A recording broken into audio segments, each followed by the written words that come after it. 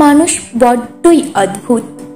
মানুষ ভালো আবার খারাপ, দুটো মিলিয়ে মিশিয়েই হয়। তবে আমরা আমাদের থেকে যারা পিছিয়ে বা আমাদের থেকে যারা অনেক দূরে এগিয়ে গেছেন তাদেরকে কলঙ্ক দিতে ভুলি না বা কটূক্তি করতে ভুলি না। আমি সেই জায়গায় পৌঁছতে পারিনি বলে সে খারাপ, আমি ভালো, তার মতো ভালো জায়গায় যেতে পারিনি বলে সে চালাকি করে চলে গেছে, এমন হাজারো কথা আমাদের কানে আসে রোজ। আজ আমার নামে কাল তোমার নামে, এভাবেই দিন চলতে থাকে। যে সমস্ত মানুষগুলো নিজের জীবনে এগোতে পারে না বা সাফল্যতা অর্জন করতে পারে না, সেই মানুষগুলোই কিছু ব্যক্তিত্ববান মানুষের সমালোচনা করে বেড়ায়, আজ এর কাছে কাল তার কাছে। দিনের শেষে সেই মানুষটারই জয় হয়। কেউ তার নাম করেছে, সেটা খারাপই করুক বা ভালোই, সেটাই তার সাফল্যতা। এমন কিছু কাজ তিনি করেছেন যাতে তাকে নিয়ে সমালোচনা করা হচ্ছে, সেটা ভালো হোক বা খারাপ, জেনে হোক না জেনে হোক, তার কথাই চর্চা করছেন। জীবনে এমন পর্যায়ে যেতে অনেকটা সময় চলে যায়। সেই সময় পৌঁছে তখন কে ভালো বলল বা কে খারাপ বলল সেটার পিছনে ভুরুক্ষেপ করতে মন চায় না আর। আমরা ঠকতে ঠকতে ভাঙতে ভাঙতে গড়তে শিখে যাই।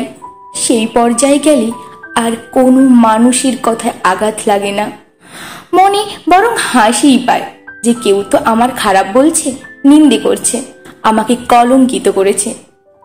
রাতের বেলায় চাঁদের এত সুন্দর স্নিগ্ধ আলো, সৌন্দর্য ও মাধুর্য সারা পৃথিবীকে আলো করে রাখে।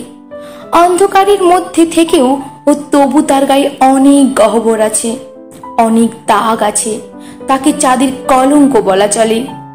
তাই বলে কি চাঁদের গুণগান পাল্টে যায়? রাতে চাঁদকে আমরা সমানভাবে সবাই ভালোবাসি। চাঁদকে ঘিরে অনেক কিছু কল্পনা করি। চাঁদের মাধুর্য কমে না, ভালোবাসাও কমে না, তার মতো গুণাগুণ কারোর হয় না। এক প্রত্যন্ত গ্রামে মেঘার বড় হয়ে ওঠা। তার জীবনটা অনেকটাই কলঙ্কিত। খুব সাধারণ ঘরের মেয়ে হওয়ায় ছোটবেলা থেকে জীবনের অনেক লড়াই করে বাঁচতে হয়েছে, টিকে থাকার লড়াই। কোনো কিছুই সহজে মেলেনি, কোনো কিছুই না চাইতেও মেঘা পেয়ে যায়নি। গ্রামের সব থেকে শিক্ষিত একজন স্বাবলম্বী মেয়ে তার উদাহরণ আমাদের গল্পের মেঘা।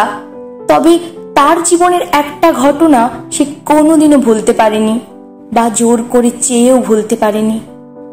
সে ঘটনাটার জন্য গ্রামের মানুষের কাছে সে আজীবন কলঙ্কিত এক মেয়ে হয়ে রয়ে গেছে। বিগত 10 বছর পর মেঘার পরিচয় হয়েছে। সে এক বড় জায়গায় কর্মরত, তবুও গ্রামের মাটি বা জন্মভূমিকে ভোলা সহজ নয়। মন চায় আবার ফিরে যেতে সেই শস্য শ্যামলা মাঠের ওপর, শিশির ভেজা ঘাসের ওপর শুয়ে নিশ্চিন্তে ঘুমানোর দিনগুলোই। কারো গাছ থেকে আম পাড়া বা কারো পুকুর থেকে মাছ চুরি করা, তারও মধ্যে একটা আলাদাই আনন্দ লুকিয়ে থাকে। সেই ছেলেবেলার স্মৃতি বহন করতে করতে চোখের কণায় 2 ফোঁটা জল চলে এলো মেঘার। অনেক দিন পর আবার সেই ফিরে যাওয়া অতীতের পাতায় মন চলে গেল। মেঘার বয়স এখন বছর 40-এর দোরগোড়ায়।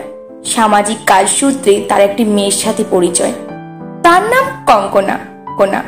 সেই শিশুসুলভ মেয়েটার মধ্যে মেঘা নিজেকে খুঁজে পায়। তার মতো প্রতিচ্ছবি সেই কঙ্কনার মধ্যে দেখতে পায়। তাই হয়তো সেই ছেলেবেলার কথায় ফিরে যাওয়া একটা ঘটনা যে মানুষের জীবনকে এতটা পরিমাণে বদলে দিতে পারে, সেটা আমরা ধরতেও পারি না। তবে মেঘা সে কিছুতেই আর ভূক্ষেপ না খেয়ে নিজের জীবনে এগিয়ে গেছে। তবে জীবন বড়ই অদ্ভুত, আমাদের সাথে প্রতিনিয়ত খেলা করে চলেছে, কখনো হাসায়, কখনো বা কাঁদায়। তাই জীবনের যে মাধুর্য, সেটা একমাত্র জীবনকে উপভোগ করলেই পাওয়া যায়। তাই স্মৃতির পাতায় উল্টাতে যদি আমরা অতীতে চলে যাই, তবুও আমরা বর্তমানে ঠিক ফিরে আসি, আবার বাস্তবের মাটিতে পা রাখি। কথায় আছে, অতীত বড্ড কাঁদায়। তবে প্রতিটা মানুষেরই অতীতের থেকে অনেক শিক্ষা নেওয়া যায়। সেই শিক্ষার জন্যই তার বর্তমান ভালো হয় আর বর্তমান ভালো হলে ভর ভবিষ্যৎ আপনা আপনিই ভালো হয়ে যায়। এখন মেঘা সমস্ত কাজ ছেড়ে সামাজিক কাজকর্মে নিজেকে লিপ্ত করেছে। কঙ্কন আর বয়স তখন 20 বছর, সবই কলেজ জীবনে পা দেওয়া। তাই জীবনে অনেক ঝড় আসবে, অনেক লড়তে হবে, জীবন যুদ্ধে জয়ী হতেই হবে। তবে আমাদের অনুপ্রেরণা যোগায় এমন অনেক প্রতিভাবনার মানুষ, যাদের অনুপ্রেরণায় তাদের জীবন অবলম্বনে আমরা আমাদের জীবনকে আরো সুন্দর গুরুত্ব বুঝি। মেঘলা ছোট থেকেই মেয়েদের জন্য বা ছেলেদের জন্য লড়ে গেছে। যারা উঁচু শ্রেণীর মানুষ, তবে নিজের শ্রেণীর মানুষদের বা গরিব মানুষের দিনের পর দিন অত্যাচার বা লাঞ্ছনা গঞ্জনা করে চলেছে, তাদের জন্য লড়ে গেছে। মেঘা এমনই একদিনের ঘটনা। যখন কলেজ থেকে ফিরছিল মেঘা, এমন সময় কিছু ছেলে একটা ছেলেকে খুব মারছিল। কেন মারছিল, কিসের জন্য মারছিল, সেটা মেঘা কিছুই জানে না।